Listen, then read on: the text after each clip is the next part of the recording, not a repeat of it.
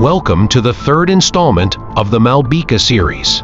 If you haven't watched the first and second parts yet, make sure to check them out from the description or the pinned comment.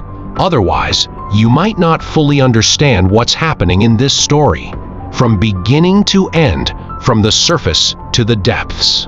So without wasting any more time, let us begin the third chapter of the Malvika series, woven with mystery and wrapped in the dark web of tantra and occult rituals. After that night of fire, Chandrapur seemed to have learned to fear its own shadow.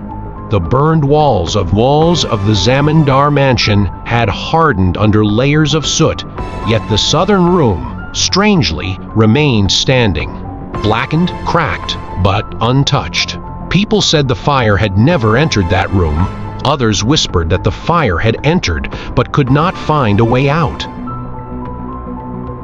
Keshav the tantric had gone there at the break of dawn. The ashes were still warm. When he placed his hand on the floor, he noticed something strange. The center was warm while the edges were cold. The six corners were silent like extinguished lamps, while the middle seemed to hide a living ember. He let out a long sigh and murmured that incomplete power is always the most dangerous. Years passed after that. The zamindari system collapsed and the mansion was abandoned. Yet the faint mark of that ritual mandala remained on the floor of the southern room. Strangely, whenever someone tried to erase it, the mark seemed to grow clearer. Arnav knew nothing about these things. When he first entered the southern room, his only intention was curiosity. After returning to the city, one night, Arnav was going through the documents he had brought from that room. While searching through them, he discovered a letter. The handwriting looked exactly like the earlier letter that had led him to Chandrapur in the first place. It was written by Aniruddha. The letter said that if anyone ever found it, they should know he had not started the fire willingly. He had tried to stop it. The ink had faded with time, yet the weight of the words remained heavy. As Arnav continued reading, he felt the air inside the room growing thick. That very night, he had a dream. In the dream, he saw the southern room again. The mandala was intact. There was no fire, but a crimson glow filled the surroundings. At the center stood a woman. Her face was unclear, but her gaze was steady. A single sentence echoed in the air: "You have returned." When Arnav woke up, he noticed a circular red mark on the palm of his right hand. It did not look like something on the skin. It felt as though it had emerged from within. There was no pain, but there was warmth. The next day he visited Keshav. By then Keshav had grown very old, the wrinkles around his eyes deep with age. When he saw the mark on Arnav's hand, he fell silent for a long time. Finally, he said that the bearer had changed. Arnav protested, saying he had done nothing. But Keshav calmly replied that Aniruddha had done nothing either. He had only tried to stop it. That was the first time Arnav heard that Aniruddha might not have completely died.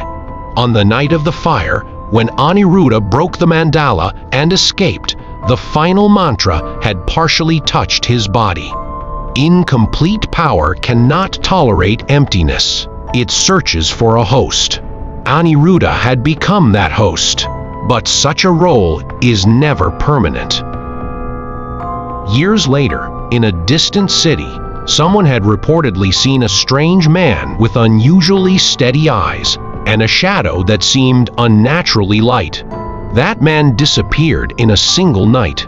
Keshav was not completely certain, but he believed that when a bearer fails to stabilize such power, the power searches for a new path. Arnav's heart began to pound. Could he be that new path? Soon, strange incidents started happening.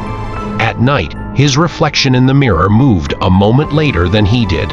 Warm air often drifted in from the southern direction for no reason. Sometimes he heard whispers in his ears, 6 of them faint and unclear, and one voice distinct. One night he returned to the southern room again. The moment he touched the floor, a tremor like electricity ran through his body. The scene before his eyes changed. He saw Aniruddha running through the fire. Malvika had not stopped chanting her mantra. There was no fear in her eyes, only an intense desire. Parts of the ceiling were collapsing around them. The ritual had not broken, it had simply paused. Arnav realized that the sacrifice had never ended. It had only been suspended. Suddenly, he felt someone standing behind him. A voice whispered that it wanted completion. This time, Arnav did not feel fear. Instead, a strange conflict began within him. One part of him wanted everything to end forever. Another part wanted Malvika's unfinished ritual to be completed. Because within that ritual, there had been more than madness. There had been grief, and the promise of a sister who refused to let go. The mark on Arnav's hand began to burn. The center of the mandala seemed to respond. In that moment, he understood that 3 forces had now converged at a single point: Malvika's unfinished consciousness, Aniruddha's incomplete resistance, and his own living body. If he completed the mandala, the ritual would end, but he had no idea what might return. If he destroyed the mandala entirely, the 6 bound forces would be released, yet the central power might explode. And if he tried to contain the power within himself, he would have to pay a price. He would slowly begin to change.